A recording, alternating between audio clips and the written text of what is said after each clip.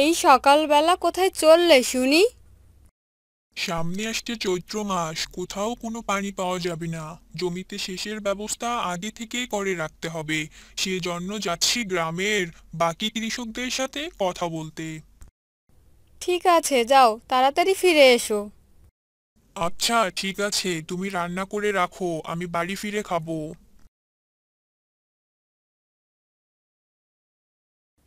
কুমার বাকি কৃষকদের কাছে যায়। গ্রামের সব কৃষকদের চেয়ে কুমারের জমি বেশি ছিল। কুমার ছিল অনেক ভালো মনের মানুষ। গ্রামের সবার সাথে সবার খুব মিল ছিল। একজন বিপদে পড়লে অন্যজন এগিয়ে আসতো। এই যে গোবিন্দ, তুমি এখানে? বাকি সবাই কোথায়? সবাই তো জমিতে গেছে কাজ করতে। কেন, কি হয়েছে কুমার দাদা? বলি, সামনে তো চৈত্র মাস, জমিতে চাষ করতে হলে আগে থেকে সেচের ব্যবস্থা করতে হবে তো নাকি? ঠিকই বলেছো তো, সেচের ব্যবস্থা তো করতে হবে। শুধু বললে হবে না, সে ব্যবস্থা তো আমাদের করতে হবে, তাই না? চলো সবার সাথে কথা বলি।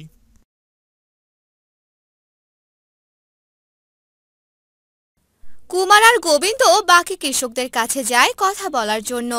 সবাই কুমারের কথা শুনে একমত হয়। তাহলে এখন কি করতে হবে কুমার দাদা? আমাদের সবাইকে ক্ষেতের পাশে কোদাল নিয়ে গিয়ে বড় করে গর্ত করতে হবে, যেন বৃষ্টি হলে সেখানে পানি জমে, আর সেটা আমরা যেন জমিতে দিতে পারি। ঠিক আছে, কাল তাহলে আমরা সবাই সবার জমির পাশে গর্ত করে রাখবো।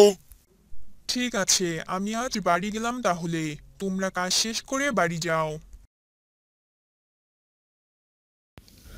গিন্নি, ও গিন্নি, খেতে দাও, খুব খিদে পেয়েছে গো। তুমি এসেছো? যাও হাত মুখ ধুয়ে এসো, আমি খেতে দিচ্ছি। কুমারের বউ কুমারকে খেতে দেয়। হ্যাঁ গো, সবার সাথে কথা হলো? হ্যাঁ হয়েছে, কাল সকালবেলা তাড়াতাড়ি ডেকে দিও। আচ্ছা ঠিক আছে, তুমি খাওয়া শেষ করে ঘুমিয়ে পড়ো তাড়াতাড়ি তাহলে।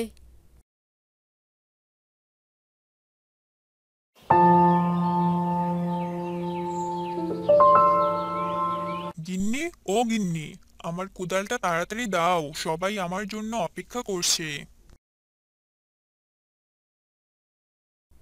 এই যে নাও তোমার কোদাল।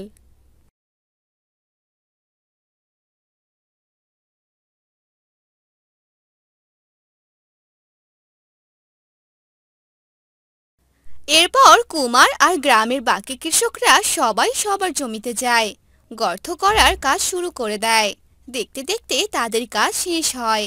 সবাই সবার বাড়িতে চলে আসে আর বৃষ্টির জন্য অপেক্ষা করে। কিন্তু বৃষ্টির কোনো দেখা নাই। গোবিন্দ সহ বাকি কৃষকরা কুমারের বাড়িতে যায়। কুমার দাদা, ও কুমার দাদা, বাড়িতে আছো নাকি? কে ডাকছে আমায়? দেখি তো। ও, তোমরা এসেছো? হ্যাঁ গো কুমার দাদা, অনেকদিন তো হলো, বৃষ্টির দেখা নেই।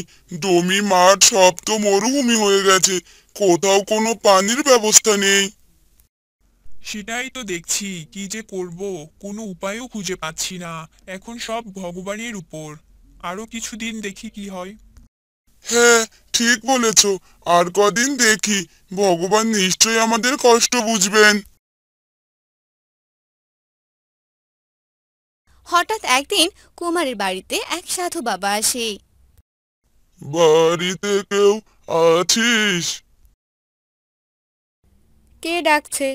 ও, সাধু বাবা আপনি? আপনাকে তো আগে কখনো এ গ্রামে দেখিনি। এদিক দিয়ে যাচ্ছিলাম, অনেকটা পথ হেঁটে এসেছি, খুব খিদে পেয়েছে, কিছু খেতে দিবি? ঠিক আছে, আপনি এখানে বসুন, আমি আপনাকে খেতে দিচ্ছি। কুমারের বউ ঘরে যায়।